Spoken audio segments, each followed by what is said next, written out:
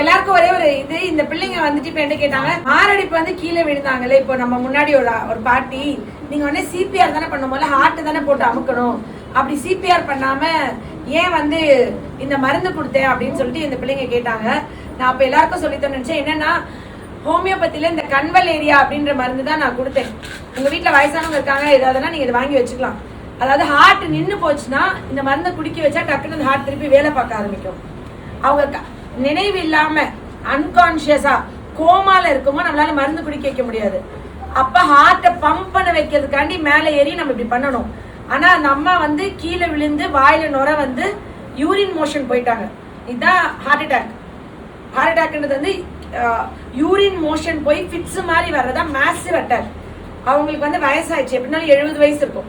அப்ப நான் உடனே ஹோமியோபதி கிளினிக் இது சரி, அவங்க எதுக்கு இது பண்ணணும், நம்ம வந்துட்டு 108 வர சொல்லி ஆம்புலன்ஸை தூக்கிட்டு போங்கன்னு இப்ப நான் சொல்றேன்னா, அவங்க இங்கிருந்து போனோடனே டாக்டர் வந்து இசிஜி எடுங்க எக்கோ எடுங்கன்னு சொல்லி டாக்டர் ரூம்ல போறதுக்குள்ள அவங்க இந்த வாசல்ல வர வரைக்கும் அவங்க இருப்பாங்களான்னு தெரியல. நான் என்ன பண்ணுவேன்னா கடைசி வரைக்கும் நம்ம என்ன பண்ணணும், நம்ம ஒரு உயிரை காப்பாற்ற முயற்சி பண்ணிடணும். என்கிட்ட என்ன இருக்கோ நான் அதுல பண்ணிடுவேன். அவங்க நினைவா இருக்காங்க, ஆனா மருந்து முழுங்க முடியல, நுர ஃபுல்லா வெளியே வந்துட்டேச்சு. அப்ப நான் ஃபர்ஸ்ட் அந்த மாத்திரையை போட்டு, அது பேர் ரெஸ்கியூ ரெமெடி. மலர் மருந்துல ரெஸ்கியூ ரெமெடின்னு ஒன்று இருக்கு. அதிர்ச்சியான சுச்சுவேஷன், பயந்த சுச்சுவேஷன், திடீர்னு ஒரு ஷாக் ஆயிடுச்சுன்னா அது வாயில போட்டோம்னா கொஞ்சம் நினைவு வரும். நான் இந்த மருந்தை கொஞ்சம் கொஞ்சம் குடிச்சு இந்த வயிற்றுக்குள்ள போயிட்டாவே ஹார்ட் என்ன ஆகும், பம்ப் பண்ண ஆரம்பிச்சிடும். அந்த ஹார்ட்டுக்கு ரத்த ஓட்டம் போயிடும். ஹார்ட்டோட மசில்ஸ்க்கு உலகத்திலே பெஸ்ட் மருந்து வந்து இந்த கன்வல் ஏரியா. ஒரு ரத்த குழாய் அடைச்சி ஒரு பிளட் சப்ளை போகாம அட்டாக் வர்றது வேற, ஹார்ட் ஃபெயிலியர்ல மசில் பம்ப் பண்ண முடியாம வர அட்டாக் வேற. மசில் பம்ப் பண்ண முடியாதப்ப கோமால இருக்காங்கன்னா ஹார்ட்டை போய் சிபிஆர் கொடுக்கணும், அமுக்கணும். ஆனா அந்த அம்மா வந்து இப்போ நினைவு இருக்கும்போது அப்படியே முடியல எல்லாம் பேசிட்டு இருக்கும்போது நான் போய் அமுக்கினேன்னா, ஐயோ நம்மளுக்கு ஹார்ட் அட்டாக் தான் போல, நம்ம செத்துறோம் சார் பயத்துல அந்த அம்மாக்கு எதாயிரும்.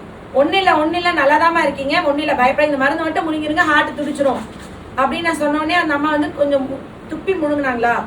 2வது தடவை ஒரு 10 நிமிஷம் கழிச்சு குடிக்கும்போது எப்படி முழுங்கினாங்க, சூப்பரா முழுங்கிட்டாங்க, அவங்க பாட்டுக்கு முழுங்கிட்டாங்க.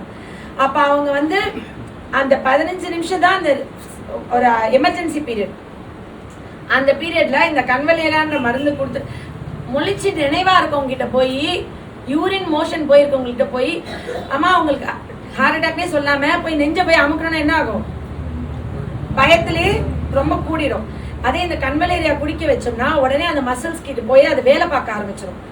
அப்ப அவங்களுக்கு வந்து நம்மளுக்கு ஒரு உயிரை சேவ் பண்ண ரிஸ்க் இருக்கு. ஹோமியோ மெடிசன் ஸ்லோவா வேலை பார்க்கும், லேட்டா வேலை பார்க்கும் கிடையாது.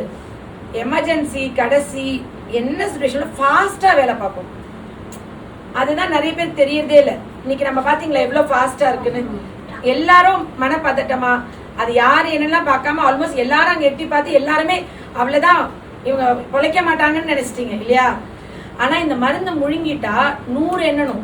ஹோமியோ மெடிசன் 1 2 3 100 எண்றதுக்குள்ள மருந்து வேலை பார்க்க ஆரம்பிச்சிடும். ஹோமியோ மெடிசன் இருக்கிறதுலே ஃபாஸ்டஸ்ட். இந்த கன்வல் ஏரியா 3வது டாஸ் குடிக்கும் போது நடந்தே போயிடுவாங்க. அவங்க மோஷன் யூரின்லாம் போயிட்டுனா தான் அவங்க பேரனை தூக்கிட்டு போக சொன்னேன், புரியுதுங்களா.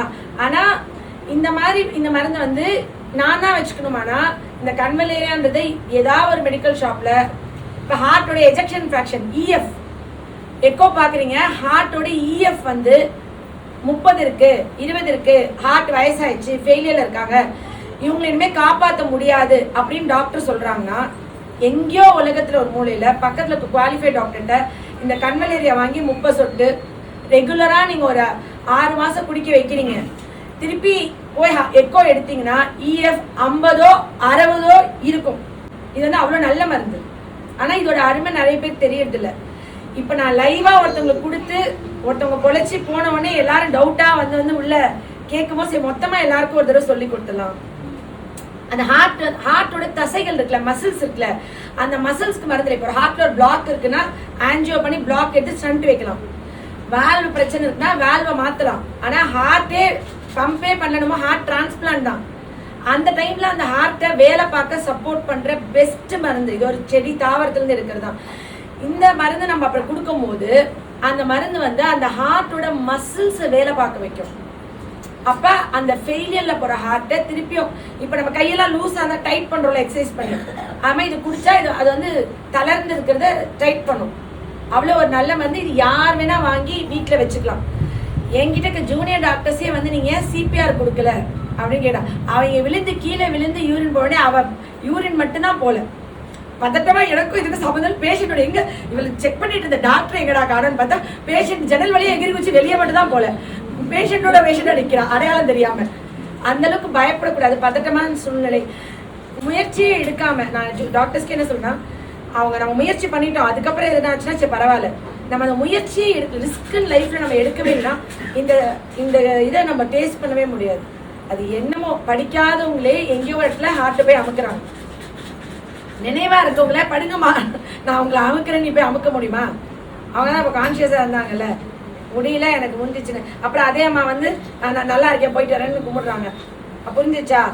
ஸோ இது வந்து என்னோட கிஃப்ட். இன்னைக்கு உங்க எல்லாருக்கும் நீங்க விட்னஸ் பண்ணவங்களுக்கு இதோட வேல்யூ தெரியும். ஸோ கன்வலேரியான்ற மருந்து வந்து ஒரு மோஸ்ட்லி ஆண்களுக்கு 50 வயசுக்கு மேல, லேடிஸ்க்குனா 70 வயசு 60 வயசுக்கு மேலேயே சும்மா சத்து டானிக் மாதிரி கீரை பேரிச்சம்பழம் சாப்பிடாம ரெகுலராகவே குடிக்கலாமான்னா குடிக்கலாம். ஒரு ஆண்கள் 50 வயசுக்கு மேல, லேடிஸ் ஒரு 70 வயசுக்கு மேல 60 வயசுக்கு மேல. ஹார்ட் வந்து நீங்க எக்கோ பாத்தீங்கன்னா எஜெக்ஷன் ஃபிராக்ஷன் வந்து 50 இருக்கும். எல்லாருக்கும் 60 70 இருக்காது. அந்த 58 60 இருக்குன்னா கூட இது குடிக்கலாம். சேஃப், சைடு எஃபெக்ட்ஸ் இல்லாத மருந்து. நன்றி எல்லாருக்கும். நன்றி. தேங்க்யூ. நீங்க பாத்தீங்க, நீங்க உண்மையாலுமே யாருமே இப்படி செய்ய மாட்டாங்க. வேற டாக்டர்ஸ்லாம் சீக்கிரம் ரீப்ளேஸ் பண்ணுங்கன்னு சொல்லிட்டு அடுத்தது பார்ப்பாங்க. அது நம்ம இன்னைக்கு ஒரு திருப்தி இல்ல. இப்ப என்னோட இந்த காப்பாத்துறது நீங்க எல்லாம் பங்கு வகிச்சிருக்கீங்க. எனக்கு அவர் சொன்னார் பாத்தீங்களா, அம்மா நாங்க சாரி உங்களெல்லாம் காக்க வச்சிடணும் அவர் சொன்னார். அதெல்லாம் பரவாயில்ல, உயிர் காப்பாத்திட்டீங்களா அது போதுமா அப்படின்னு பேசினார். என்னங்க சார்? இது வந்து இன்னைக்கு நம்ம எல்லாம் சேர்ந்து பண்ணிருக்கோம். இந்த வந்து நான் மட்டும் சொல்ல மாட்டேன். கண்டிப்பா எல்லாருமே நினைச்சு பாருங்க, உடனே வெளில ரிமூவ் பண்ணுங்க அப்படின்னு சொல்லிட்டு அடுத்த பேஷண்ட பார்க்க ஆரம்பிச்சிருவாங்க.